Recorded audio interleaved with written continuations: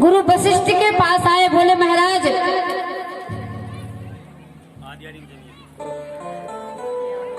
आपका कैसे वचन असत्य कैसे हो गया, आपका यज्ञ का विपरीत फल कैसे मिल गया। हमने तो पुत्र इष्ट यज्ञ किया है पुत्र प्राप्त करने के लिए, लेकिन पुत्री का जन्म कैसे हो गया। गुरु वशिष्ठ ने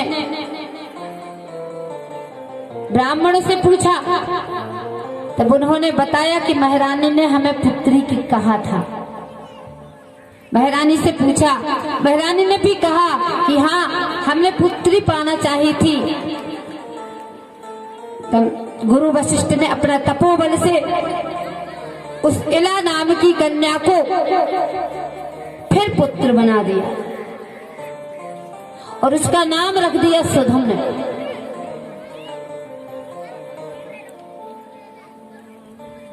एक दिन की बात है, धीरे धीरे वो बड़े हो गए। राजकुमार शिकार खेलने गए। शिकार खेलते खेलते उस वन में जहां जा पहुंचे, अंबिका वन में। अंबिका वन को श्राप था। अंबिका वन वह वन था जहां शिवरात्रि के शुभ अवसर पर हमारे भोले बाबा और आदि शक्ति माँ परा अम्बा विहार करते थे। एक बार की बात है, भगवान भोले बाबा और पार्वती आपस में बात कर रहे थे। उसी समय कुछ ऋषि दर्शनों को आ गए। माँ पार्वती के लिए थोड़ी लाज लगी। जब वो चले गए तो माँ पार्वती ने कहा कि हमें ऐसी इस वन को श्राप दे दिया कि इस वन में जो भी पुरुष प्रवेश करेगा वो स्त्री बन जाएगा, क्योंकि स्त्री को स्त्री से शर्म नहीं आती।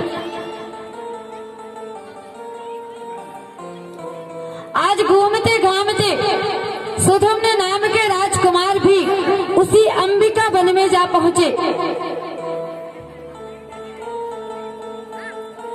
जैसे ही वन में प्रवेश किया, जितने राजकुमार थे वो सब राजकुमारियां बन गए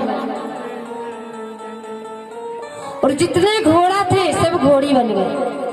शराब था। अब तो जे उसी जंगल में रहने लगे।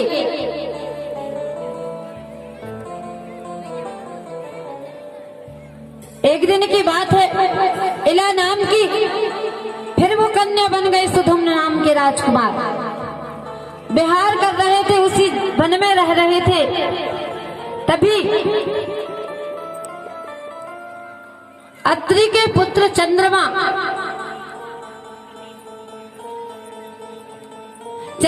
के पुत्र बुद्ध तपस्या कर रहे थे।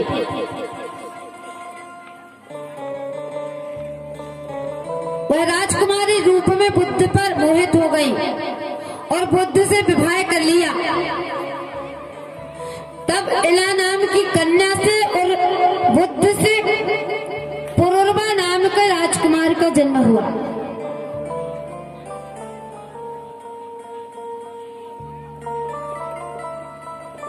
तभी इनको याद आई और फिर गुरु वशिष्ठ का आवाहन किया, क्योंकि विपत्ति में तो गुरु ही बचा सकते हैं। गुरु वशिष्ठ फिर आए, देखा कि सुधम्न राजकुमारी बन गए हैं।